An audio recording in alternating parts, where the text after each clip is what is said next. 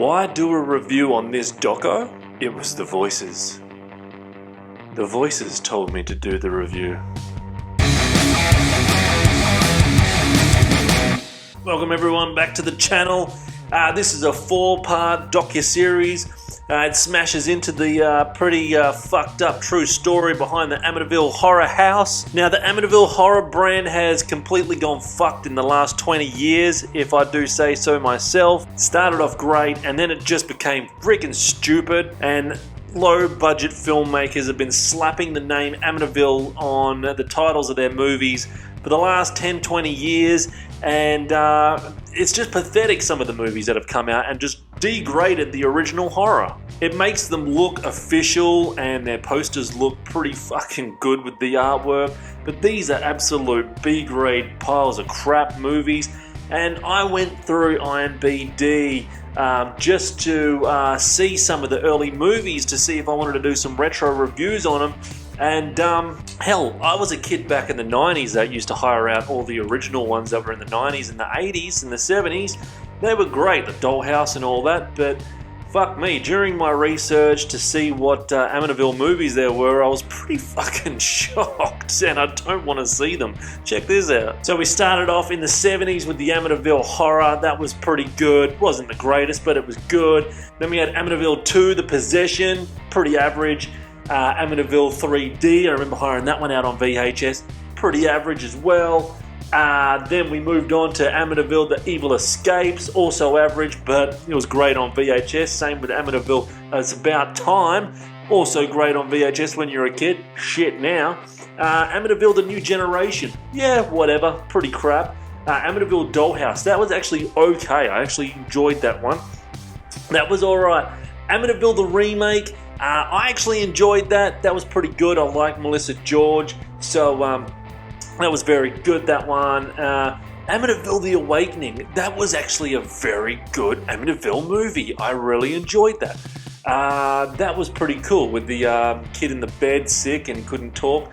That was good. But then we go a little bit crazy, and these are the ones that I found on the internet that I have never seen, and mind you, I will never see, because oh my god, they get some bad ratings and they look pretty fucking shit. We've got the Amityville Scarecrow. Oh, new camp, new killer mascot. No thanks. Jack the Ripper, move over, because we've got the Amityville Ripper. Oh shit. Amityville Island.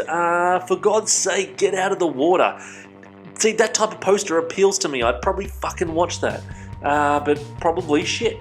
Amityville Clown House. Evil has a new address. Great, you fucking clowns. Amityville Vampire. Their thirst is the curse. Oh shit, who's making this crap? These are for real. I'm not joking around. The Witches of Amityville. Fuck me. Yep. Let's move on. Amityville Gas Chamber. For God's sakes, open a window. Oh, fuck. Okay. Amityville Thanksgiving. Get stuffed, mother clucker. I'm not going to watch that. Maybe I will. But holy shit, that looks bad. The Amityville Playhouse, inspired by true events from the most notorious town. This is not going to be watched by me. The Amityville Exorcism, it can happen anywhere. Look, the poster looks great. You're going to click on it and you're going to be very disappointed. The Amityville Bigfoot, this is for real. These are there's trailers on these. Amityville in Space, I don't want to watch this, but I kind of do because that poster looks fucking awesome. Amityville in Space. Amityville in the Hood, Say No More. It's gotta be shit. Amityville Christmas Vacation. It ain't the Griswolds, but it's probably... Oh shit. I don't know. Let's move on. The Amityville Death Toilet. For God's sakes, call a plumber. These are for real. These are movies that people have made. The Amityville Shark House. That doesn't even look like the fucking Amityville house to begin with. I kind of want to watch it because the poster is fucking awesome. Oh, shit. Amityville Turkey Day. It's turkey time, mother clucker. This one's coming soon. Hasn't been made yet, so that's on the agenda to be released. So is this one. Amityville Leprechaun. why not? A leprechaun can come to the Amityville house. The Amityville vibrator is for real. Go on IMDb and there's a trailer for this. The Amityville vibrator. And last but not least, the Amityville Karen. That is not a joke. The Amityville Karen is a short film or a movie. It's on there. Look on IMDb. Fuck me. What have they done to the Amityville movies?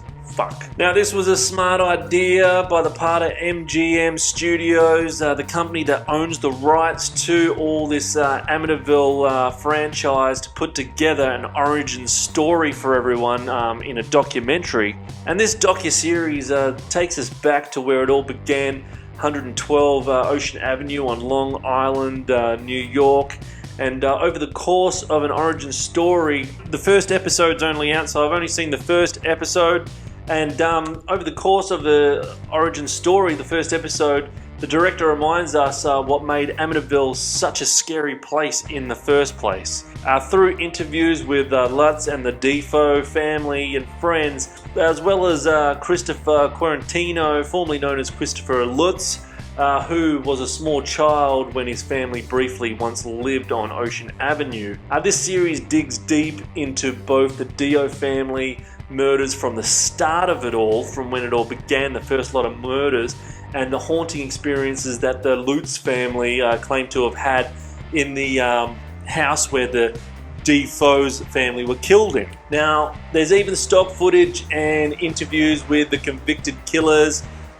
There's a lot of cool stuff. It's raining right now. Hope this doesn't come through. The series even covers potential explanations for the hauntings, including the possibility that the house was built on a Native American burial grounds. So we've had a lot of horror movies where the houses are built on the American burial grounds, the Native burial grounds, and those ghosts kind of fuck you up and want you out. So there's an angry spirit in there, and he wants to take away the possession of the males who live in the house to get revenge. The males, the American Indians are getting the males. But one thing that they never said in the movies, which I really liked from this documentary, that, what's his name, George Lutz, he may have drawn evil spirits because he was doing some crazy guru meditation at that house as well. So he might have rised up those evil spirits. I don't know, but that's what they say in the doco, and that's great because they never said that during the first movie, or the shark one, or the dildo one.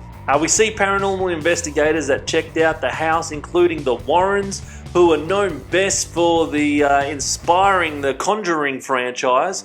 So they even went to that house to see all the ghost shit. Actually, why don't they do a Conjuring movie about the Amityville house? That could be a new Conjuring. Fuck. And that will make Amityville great again. The Conjuring Amityville. Perfect.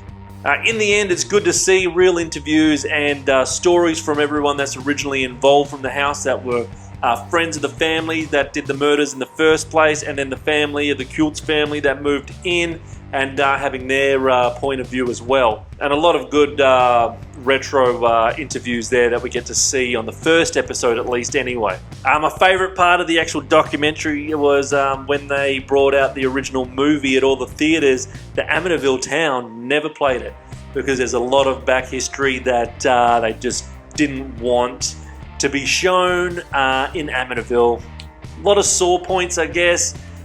Very good though. And it makes you also think, a lot of these movies that get made about killings and murders and all that, how do towns and families and all that how do they feel about all this that gets made? And do they get shown in the cinemas in the area where the murders took place? Very good, and it opened my eyes because I never thought of that before until I heard it watching this doco. Even though I only watched part 1 because the others aren't out yet, I give this one a 7 out of 10 blood popcorns. I really enjoyed it. It was a very good doco. It was very good to see everyone's point of view. Made me believe in the Amityville house again, besides all that rubbish that I showed you at the start just for fun.